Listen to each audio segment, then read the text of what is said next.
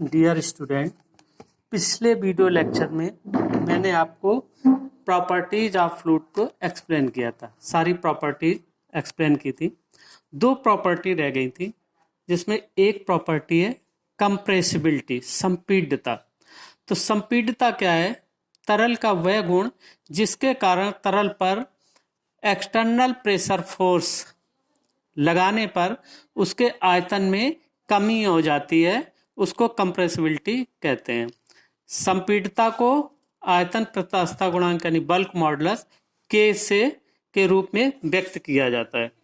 यानी जब हम द्रवों को एक्सटर्नल प्रेशर फोर्स देते हैं यानी दबाते हैं, तो एक्सटर्नल प्रेशर फोर्स देने से क्या होगा कि द्रव कंप्रेस होंगे मतलब उनका आयतन कम होगा।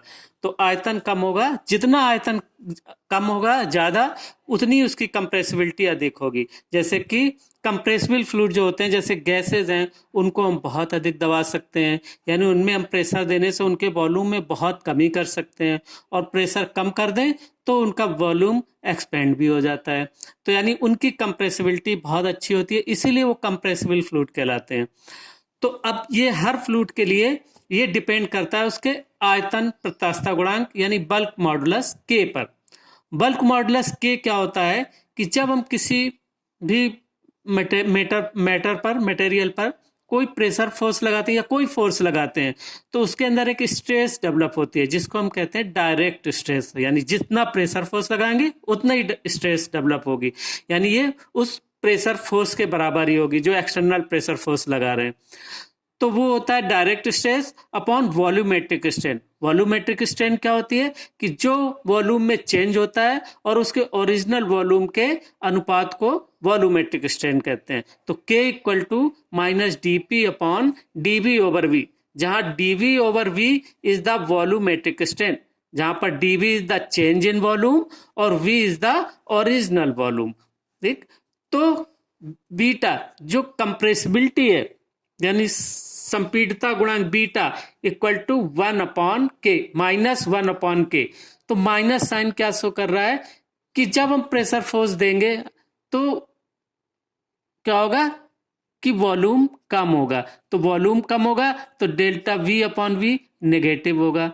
ठीक है, तो इस तरह से अब हम देखेंगे कि जब K का मान अधिक होगा, अगर K का मान अधिक होगा तो संपीड्यता कम होगी, यानी कम कंप्रेस कर सकते हैं उसको, बहुत कम दबेंगे द्रव, यानी उनका आयतन में बहुत नगण्य कम परिवर्तन होगा। और अगर K का मान बहुत कम होगा तो बीटा का मान अधिक होगा, यानी वो बहुत ज्यादा कंप्रेस किए जा सकते हैं। ठीक, क्लियर हो गया? तो ये एक प्रॉपर्टी थी। अब नेक्स्ट एक प्रॉपर्टी है effect of temperature and pressure on fluids, यानी तरलों पर तापमान तथा दाब का प्रभाव। तो क्या होता है कि देखो, जो कंप्रेसिबल फ्लूइड होते हैं यानी जो गैसें होती हैं, उनके लिए अगर हम टेम्परेचर बढ़ाते हैं तो इनका वॉल्यूम भी बढ़ता है, यानी टेम्परेचर बढ़ाने पर आयतन बढ़ता है और टेम्परेचर कम करने पर आयतन कम होता है। और अगर प्रेशर बढ़ाते हैं यानी कंप्रेसिबल फ्लूइड के लिए यानी गैस के लिए अगर हम प्रेशर बढ़ाते हैं तो वॉल्यूम कम होता है, और अगर प्रेशर कम करते हैं तो आयतन बढ़ता है। अगर हम एक्सटर्नल प्रेशर फोर्स कम करते जाएंगे तो गैस एक्सपेंड होगी, और अगर हम उस पर एक्सटर्नल प्रेशर फोर्स बढ़ाएंगे तो वो उसका वॉल्यूम कम होगा। यानी जब गैसेस को दबा के छोटे वेसल में भी रखना चाहें तो वो आ जाएंगे, उसमें क्या होगा, वॉल्यूम कम होगा, प्रेशर बहुत बढ़ जाएगा।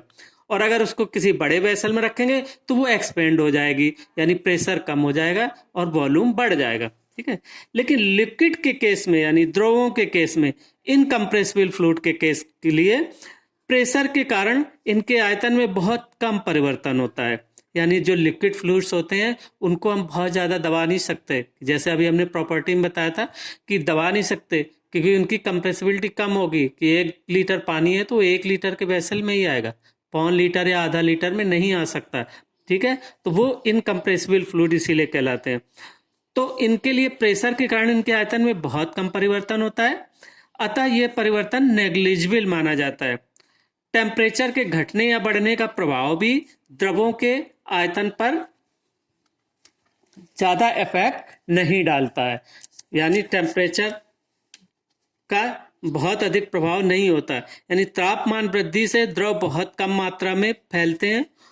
और हाइड्रोलिक्स में क्या होता है, यानी जब हम द्रव इंजीनियरिंग पढ़ते हैं तो उसमें क्या होता है कि टेम्परेचर के जो रेंजेज होते हैं बहुत स्मॉल होते हैं, क्योंकि हमें हाइड्रोलिक्स का उपयोग कहाँ करना होता है, किसी हाइड्रोलिक मशीन में, इरिगेशन पॉइंट ऑफ व्यू से, वाटर सप्लाई सिस्टम में, तो वहाँ पर टेम्परेचर का बहुत अधिक रेंज नहीं होता कि बहुत हाई टेम्परेचर पर वर्क करना है या बहुत लो टेम्परेचर पर वर्क करना है। तो इसलिए टेम्परेचर के प्रभाव को हाइड्रोलिक्स में तो नगण्य भी माना जाता है, यानी इनकम्प्रेसिबल फ्लूइड के लिए। अब ये सारी प्रॉपर्टी आपको मैंने एक्सप्लेन कर दी। अब इन प्रॉपर्टी के बेस्ड हम कुछ न्यूमेरिकल प्रॉब्लम करना आपको सिखाएंगे कि कैसे करते हैं। जैसे सपोज ये पहला एग्जाम्पल, पहला न्यूमेरिकल है कि 1 लीटर पेट्रोल का विशिष्ट गुरुत्व मीन्स स्पेसिफिक ग्रेविटी 0.7 है। पेट्रोल का आपेक्षिक भार यानी स्पेसिफिक वेट तथा भार ज्ञात कीजिए। अब देखो, इसको समझोगे, इसी से रिलेटेड बहुत सारी चीजें निकाल सकते हो। जैसे आपेक्षिक आयतन भी पूछा जाए, डेंसिटी भी पूछा, कुछ और भी पूछा जा सकता है। तो आप सबसे पहले ये देखो कि क्या दिया हुआ है, फिर हम उस प्रॉपर्टी के जो डेफिनेशन है यानी जो उसका फार्मूला है स्मॉल, उस पर जाएंगे। ये आपको टिप पे आने चाहिए। तो जैसे कि पहले इसमें दिया है कि वॉल्यूम इक्वल टू 1 लीटर, तो 1 लीटर इक्वल टू होता है 1/1000 मीटर क्यूब। ये भी याद रखने की चीज है क्योंकि ऑलमोस्ट लीटर में दिया होता है लिक्विड का, तो हमें लेना है एसआई यूनिट मीटर क्यूब। तो पेट्रोल की स्पेसिफिक ग्रेविटी 0.7, इसकी कोई यूनिट नहीं होती। अब देखो हम प्रॉपर्टीज पर जाएं तो हमें पता है कि किसी भी लिक्विड का आपेक्षिक गुरुत्व यानी स्पेसिफिक ग्रेविटी उस द्रव के, यानी जो द्रव भरा है तो इसमें क्या भरा है, पेट्रोल भरा है, तो उस द्रव यानी पेट्रोल का आपेक्षिक भार बटे स्टैंडर्ड द्रव का आपेक्षिक भार। अब स्टैंडर्ड द्रव हम क्या लेते हैं, पानी लेते हैं। हाइड्रोलिक्स में स्टैंडर्ड द्रव पानी लेते हैं, और पानी का जो आपेक्षिक भार होता है यानी स्पेसिफिक वेट जो होता है वो 1000 इंटू 9.81 न्यूटन पर मीटर क्यूब होता है। ये भी आपको याद रखना है पानी के लिए, खासकर ना भी दिया हो तो यही लेते हैं, स्टैंडर्ड है। तो अतः पेट्रोल का आपेक्षिक भार बराबर क्या हुआ, पेट्रोल का आपेक्षिक गुरुत्व इंटू पानी का आपेक्षिक भार। तो आपेक्षिक गुरुत्व दिया था 0.7 इंटू 1000 इंटू 9.81, और इसकी वैल्यू आ गई न्यूटन पर मीटर क्यूब। अब किसी द्रव का आपेक्षिक भार पर जाओ, उसका क्या फार्मूला होता है, आपेक्षिक भार बराबर क्या होता है, वेट पर यूनिट वॉल्यूम, यानी उसका वेट इन यूनिट वॉल्यूम यानी इकाई आयतन का भार। ठीक है, वेट पर यूनिट वॉल्यूम। तो इसका मतलब क्या हुआ, weight W, capital W equal to small w into V. तो अब आपका जो v दिया हुआ है 1/1000 और स्मॉल w निकल के आया था ये, तो मल्टीप्लाई कर देंगे तो हमारे वेट आ जाएगा इन न्यूटन। ठीक है, तो इस तरीके की प्रॉब्लम। अब अगर इसी प्रकार किसी भी द्रव का भार, आपेक्षिक आयतन आदि सब में कुछ चीज दिए हुए और कोई चीज पूछी जा रही हो तो आप आसानी से सॉल्व कर सकते हैं। ठीक है, जैसे आपेक्षिक स्पेसिफिक वॉल्यूम पूछा जाए तो वेट दिया हुआ है तो स्पेसिफिक वॉल्यूम भी निकाल सकते हो। अब देखो जैसे दूसरा केस आता है, अब श्यानता से रिलेटेड, श्यानता विधि हो, फिर डेंसिटी निकालना हो, वेट डेंसिटी निकालना हो, स्पेसिफिक ग्रेविटी निकालना हो, ये सारी चीजें निकाली जा सकती हैं। अब देखो श्यानता में 2 यूनिट याद रखना है, या तो पॉइस में दिया होगा काइनेटिक जो गतिक श्यानता होगी, और यह एक होती काइनामेटिक विस्कोसिटी, तो वो स्टोक में दी होगी। तो हमें यूनिट न्यूटन सेकेंड मीटर में ही लेना है। तो जैसे अब ये प्रश्न है कि यदि किसी तरल की श्यानता 0.07 पॉइस और निरपेक्ष गतिक श्यानता 0.042 स्टोक हो, है ना, देखो स्टोक दिया हुआ है, तो उस तरल का आपेक्षिक भार घनत्व, आपेक्षिक घनत्व पूछा, स्पेसिफिक ग्रेविटी ज्ञात करना है। तो देखो सबसे पहली चीज क्या होती है, विस्कोसिटी दी हुई है इतने पॉइस, तो 1 poise equal to 1/10 newton second पर मीटर स्क्वायर, ये आपको याद रखना है। तो पॉइस को हमने न्यूटन सेकेंड पर मीटर स्क्वायर में बदल दिया। निरपेक्ष गतिक श्यानता न्यू दिया हुआ है स्टोक, और 1 stoke equal to 10⁻⁻⁴ metre square पर सेकेंड, तो इसको भी मीटर स्क्वायर पर सेकेंड में बदल दिया। जो काइनामेटिक विस्कोसिटी होती है वो मीटर स्क्वायर पर सेकेंड होती है, और जो गतिक श्यानता यानी विस्कोसिटी होती है वो न्यूटन सेकेंड पर मीटर स्क्वायर में होती है। ये आप लोगों को ध्यान रखना है, ये परमानेंटली याद रखना है। तो अब हम जानते हैं कि nu equal to mu upon rho, जहां पर rho mass density of liquid है। ये आपकी डेफिनेशन में कि kinematic viscosity equal to viscosity यानी गतिक सांद्रता बटे उस लिक्विड की डेंसिटी। तो देखो यहां से फिर डेंसिटी निकल आई, काइनेमेटिक विस्कोसिटी अपॉन ये, तो ये इसकी डेंसिटी निकल आई। अब अगर डेंसिटी निकल आए, चाहे डेंसिटी पता हो चाहे वेट डेंसिटी पता हो, अगर दोनों में से कोई चीज पता है तो आप स्पेसिफिक ग्रेविटी निकाल सकते हैं, या स्पेसिफिक ग्रेविटी पता हो तो चाहे आप डेंसिटी भी निकाल सकते हो और वेट डेंसिटी भी निकाल सकते हैं। कैसे? स्टैंडर्ड लिक्विड की सहायता से। और स्टैंडर्ड लिक्विड क्या लेते हैं? हम पानी लेते हैं। तो स्पेसिफिक ग्रेविटी क्या होगी? Density of liquid upon density of standard liquid. और हमने लिक्विड की डेंसिटी निकाल ली, तो क्या हो जाएगा? स्टैंडर्ड लिक्विड पानी की 1000 kg पर मीटर क्यूब होती है, तो स्पेसिफिक ग्रेविटी इक्वल टू ये आपकी निकल के आ जाएगी। स्पेसिफिक ग्रेविटी की कोई यूनिट नहीं होती, क्यों? क्योंकि ये दो डेंसिटियों का या दो वेट डेंसिटियों का रेशियो होता है, इसलिए। तो अब देखो हमने ये पानी के केस में ये चीजें आपको याद रखना है। देखो ये हमने जो अंडरलाइन किया है, पानी का घनत्व 1000 kg पर मीटर क्यूब, पानी का आपेक्षिक भार यानी small w equal to 1000 into 9.81 newton पर मीटर क्यूब, और पानी का आपेक्षिक गुरुत्व इक्वल टू 1। ये सबको याद रखना है। अगर ना भी दिया हो तो आप ये अप्लाई कर सकते हैं। तो देखो अब आपने क्या क्या सीख लिया, जो भी दिया उसकी सहायता से आप आपेक्षिक भार, घनत्व, आपेक्षिक गुरुत्व, आपेक्षिक आयतन और म्यू या काइनेमेटिक विस्कोसिटी, इन सबको आपस में एक दूसरे से क्या चीज दी हुई है तो दूसरी चीज निकाल सकते हैं आप। और यूनिट का बहुत ध्यान रखना है, यूनिट को आप एक ही में कन्वर्ट करके लिखेंगे। अब जैसे एक ये प्रश्न है, तीसरा प्रश्न इस टाइप का है कि 0.8 न्यूटन पर मीटर स्क्वायर का दाब, यानी ये प्रेशर है, लगाकर किसी द्रव का आयतन इतने प्रतिशत कम कर दिया जाता है। अब देखो इसमें ओरिजिनल वॉल्यूम और कुछ नहीं दिया, लेकिन ये दिया है कि अगर हम इतना एक्सटर्नल प्रेशर फोर्स बढ़ाएंगे तो इतने प्रतिशत वॉल्यूम बढ़ जाता है। इसका मतलब वॉल्यूम 100% माने ओरिजिनल, और इतने प्रतिशत उसको कम कर दिया जाता है, ये कम माना जाए। तो संपीड़ितता गुणांक B ज्ञात कीजिए, ये कह रहा है ये। तो देखो इसके अनुसार, प्रश्न अनुसार क्या हुआ है, dP दिया हुआ है कि इतने का दाब लगाकर, तो यानी जो दाब होता है उसी के अकॉर्डिंगली स्ट्रेस डेवलप होती है, तो इसको मानते हैं हम डायरेक्ट स्ट्रेस। तो dP equal to 0.8 mega newton पर मीटर स्क्वायर। अब आपको मेगा और गेगा दो चीज का भी याद रखना है कि कभी भी प्रेशर दिया होगा या तो न्यूटन पर मीटर स्क्वायर जिसको कहते हैं पास्कल, या दिया होगा मेगा पास्कल, या दिया होगा गेगा पास्कल। तो पास्कल मीन्स न्यूटन पर मीटर स्क्वायर ही होता है, तो इसको भी याद रखना है। आप कहीं से नोट कर लेंगे, पीछे दिया हुआ है बुक में, ये भी आपको टिप पे याद रखना है। तो अब इसके अनुसार मान लो डीपी दिया हुआ है 0.8 मीटर मेगा न्यूटन पर मीटर स्क्वायर, ये मीटर नहीं है, सॉरी, ये है मेगा न्यूटन पर मीटर स्क्वायर। तो क्योंकि प्रतिशत कमी दी है, अतः मूल आयतन 100 मानकर चलेंगे। तो bulk modulus K equal to DP upon TB over V, तो 0.8 अपॉन 0.04 अपॉन 100। तो ये क्या आ गया, क्योंकि हमने प्रेशर मेगा न्यूटन पर मीटर स्क्वायर में दिया था, तो इसलिए 2000 मेगा न्यूटन पर मीटर स्क्वायर आ जाएगा। अब इसको हमें गेगा में बदलना है, तो मेगा से जब गेगा में बदलेंगे तो 1 मेगा न्यूटन पर मीटर स्क्वायर बराबर 1 अपॉन 1000 गेगा न्यूटन पर मीटर स्क्वायर। तो ये नहीं, 1000 से इसमें फिर डिवाइड कर देंगे तो आ जाएगा 2 गेगा न्यूटन पर मीटर स्क्वायर।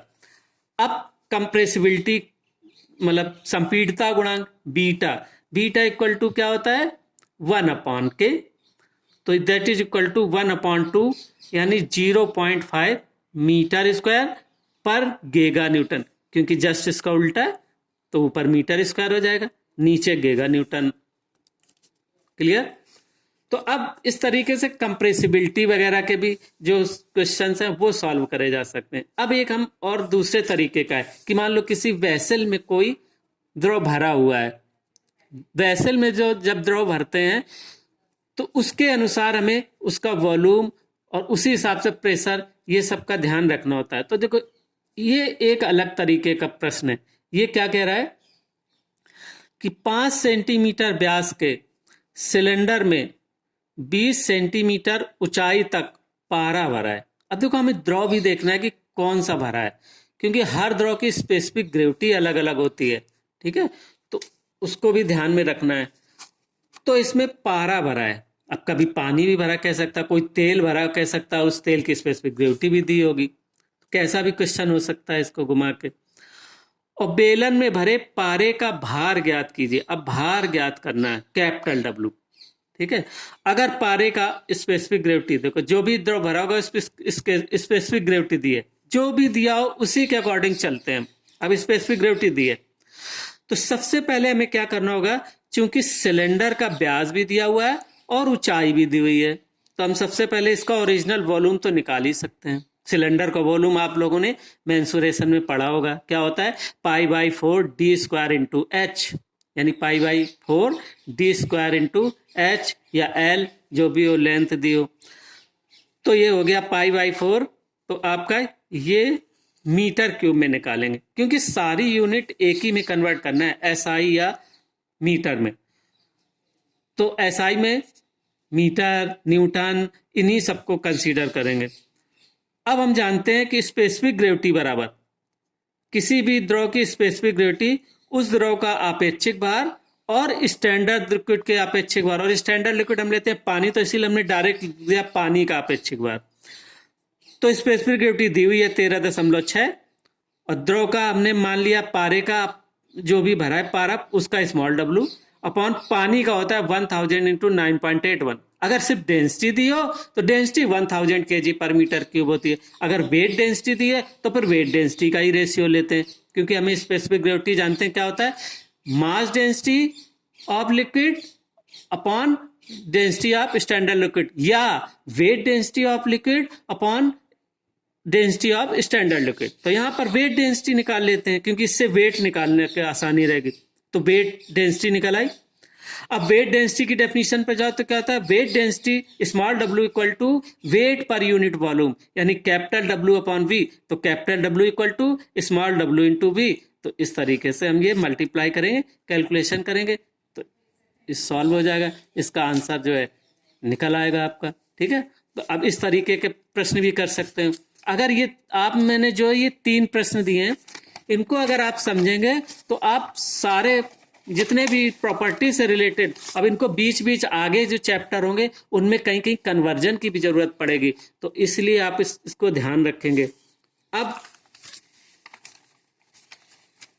एक प्रश्न और तरीके का थोड़ा सा और समझ लीजिए, 5वां क्वेश्चन और आपको समझाते हैं। अगर इतना समझ लेंगे तो आप आई थिंक प्रॉपर्टी से रिलेटेड कोई भी क्वेश्चन, फिर जो मैंने पीडीएफ आपको प्रोवाइड किया है उस पीडीएफ में भी मैंने 2-3 क्वेश्चन दिए हुए हैं, 4, उनको भी सॉल्व करके आप देख सकते हैं सभी लोग आसानी से। और अगर इनमें कोई प्रॉब्लम होती है तो मैं वेडनेसडे को एक लाइव क्लास भी लूंगा, हालांकि वो मैं दूसरा चैप्टर शुरू करूंगा, प्रेशर एंड इट्स मेजरमेंट, लेकिन लाइव क्लास कभी कभी लूंगा 30 मिनट ऐप में। तो उसमें आप लोग एक तो रजिस्ट्रेशन करा लें, और फिर उसके बाद हम जब लाइव क्लास लेंगे कॉलेज में जाके, तो आप उसमें आप अपने सेपरेट पहले तो सभी लोग अपने माइक जो है म्यूट रखेंगे, जब सेपरेट अपना जिसको पूछना है वो माइक खोलेगा और मुझसे पूछेगा, फिर मैं एक्सप्लेन करूंगा, सब लोग देख सकते हैं।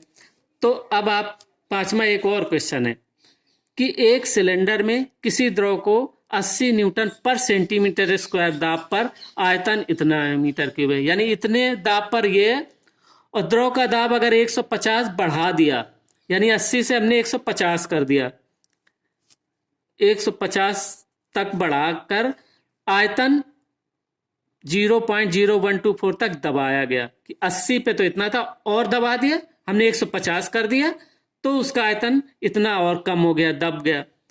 तो द्रव का आयतन प्रस्तास्थता गुणांक के ज्ञात कीजिए एवं संपीड़ितता गुणांक का भी मान ज्ञात कीजिए। तो देखो सबसे पहले हम क्या देखेंगे कि ओरिजिनल वॉल्यूम क्या दिया हुआ था, 0.0125 मीटर क्यूब।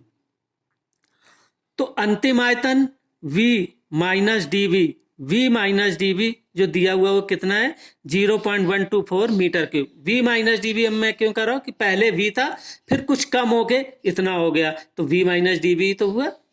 तो अब आप dB यहां से निकाल सकते हैं, यानी change in volume. dB is the change in volume, कितना वॉल्यूम चेंज हुआ।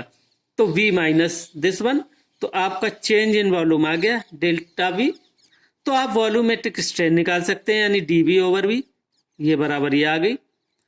अब आपका दिया हुआ प्रारंभिक दाब, यानी स्टार्टिंग में दाब तो था 80 न्यूटन पर सेंटीमीटर स्क्वायर, और फिर अंतिम दाब जब हमने उसको बढ़ाते गए तो बढ़ाकर कर दिया 150 न्यूटन पर सेंटीमीटर स्क्वायर। तो हमने दाब में टोटल कितनी वृद्धि की, यानी 150 माइनस 80, यानी 70 न्यूटन पर सेंटीमीटर स्क्वायर। तो अब बल्क मॉडुलस निकालने के लिए क्या करेंगे, dP over dV upon V. अब हमने देखो इसकी यूनिट नहीं चेंज की, क्यों नहीं चेंज की, क्योंकि डीपी इसी की जो यूनिट रखेंगे फिर इसी में आंसर आ जाएगा, और डेल्टा वी अपॉन वी की कोई यूनिट नहीं होती, क्योंकि स्ट्रेन होती है, वॉल्यूमेट्रिक स्ट्रेन, दो वॉल्यूम का रेशियो है। तो इसीलिए हमने क्या किया, 70 अपॉन 0.008, जो 0.008 आया था, तो के का मान निकला गया 8750 न्यूटन पर सेंटीमीटर स्क्वायर आ गया। अगर मीटर में बदलना है तो ये 1/100 का स्क्वायर कर दोगे, ये ऊपर पहुंच जाएगा, तो ये न्यूटन पर मीटर स्क्वायर में आ जाएगा। ठीक है, तो अब हमें संपीडता निकालना है। संपीडता गुणांक बीटा इक्वल टू 1/k, तो 1/8750, तो ये हो गया 1.1428 इंटू 10⁻⁻4 सेंटीमीटर स्क्वायर पर न्यूटन। ठीक है, तो ये न्यूमेरिकल आपको क्लियर हो गए।